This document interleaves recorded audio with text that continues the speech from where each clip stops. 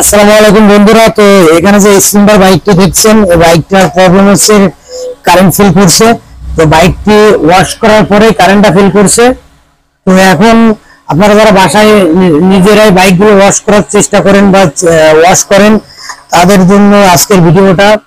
এই যে কারেন্টের যে প্রবলেমটা, এটা কিভাবে সমাধান করবেন যদি কোনো সময় ইনকেস পথে ঘাটে হয় বা ওয়াশ করার পরে হয়।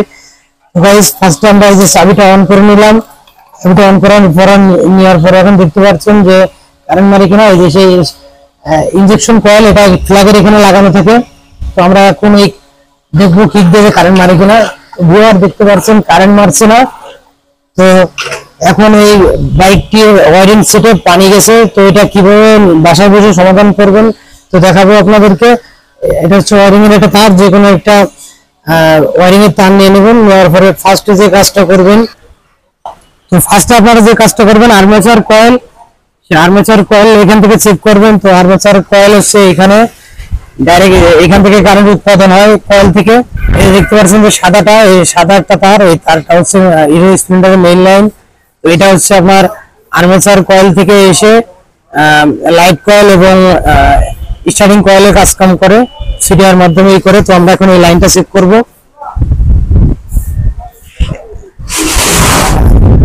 করতে পারেন এই যে দেখে এখানে পানি থেকে যায়। তো দেখুন যেখানে কোনো পানি থেকে গেছে, কোনো পানি থেকে গেলে কারেন্ট ফেসে যাবে, যে কারণে কারেন্ট মারবে না। ভিউয়ার দেখতে পাচ্ছেন এখানে কারেন্ট মারছে। তো এখন আপনাদের এখান থেকে আসার পরে সিডিআই তে লাইন আসছে। তো সিডিআই থেকে লাইন মারে কিনা সেটা চেক করবেন। তো এরপর আমরা এই যে সিডিআই তে চেক করব। তো বন্ধুরা, আমরা এখন সিডিআই লাইনটা চেক করবো। তো সিডিআই লাইনের এখানে যে লাল দেখতে পাচ্ছেন, তার পাশে এখানে একটি কালো এবং হলুদ একটি তার রয়েছে। এটা হচ্ছে ইনজেকশন কয়েলের লাইন, ডাইরেক্ট ইনজেকশন কয়েলে গেছে। তো এটার ভিতরে আমরা একটা সুপার গ্লুর সুই অথবা বাসার যে সুই আছে, ওই তার ওর সঙ্গে তারটা জোড়াই দেবেন, দিয়ে এখন চেক করবেন এইভাবে আমরা যেভাবে দেখাচ্ছি।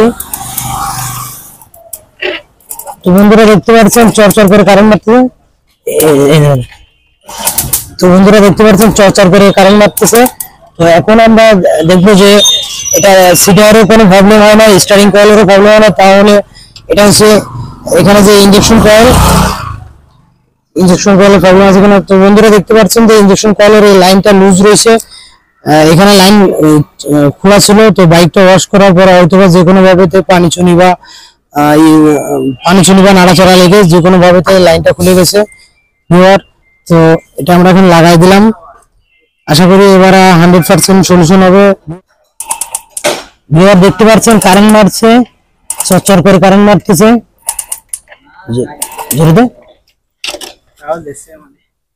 তুই এরম এরম হালকা করে ধর, হালকা করে ধর। হ্যাঁ, এই তো বল দিবেন, এই জঙ্গলা জায়গা তো।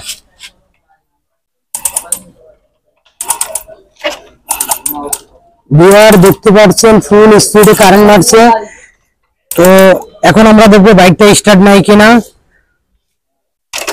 তো কারেন্ট যেহেতু মারছে, বাইকটা 100% স্টার্ট নেবে। ভিউয়ার, তো আপনারা যারা বাসায় বাইক গুলো ওয়াশ করবেন, ওয়াশ করার ক্ষেত্রে অবশ্যই বাইকটি ওয়াশ করার পরেই সিঙ্গেল স্ট্যান্ড দিয়ে রাখবেন, তার কিছু সময় বা রোদ্দুরে শুকাতে দেবেন।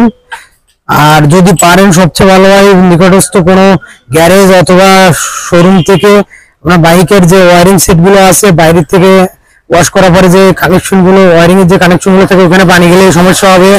আর নয়তো বা এই যে ইনজেকশন কয়েলের লাইন, এই লাইনটা যদি আপনার কখনো খুলে যায় বা লুজ কন্টাক্ট পায়, দেখা গেলো অনেক সময় মোটর দিয়ে ধোয়ার সময় স্পিড তলে যখন ট্যাঙ্কির তলে পানি মারতে যান, তখন ওই লাইনটা খুলে যেতে পারে বা লুজ কন্টাক্ট পেতে পারে। আর লুজ কন্টাক্ট পেলে আপনার বাইকটি কারেন্ট মারবে না।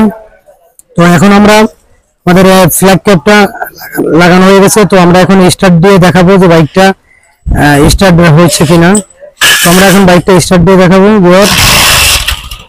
তো ভিউয়ার দেখতে পাচ্ছেন বাইকটা স্টার্ট হয়ে গেছে। তো এই ছিল আজকের ভিডিওটি। আশা করি আপনাদের অনেক উপকারে আসবে। তো সবাই ভালো থাকবেন, সুস্থ থাকবেন। আজকের ভিডিওটা এই পর্যন্ত। আল্লাহ হাফেজ।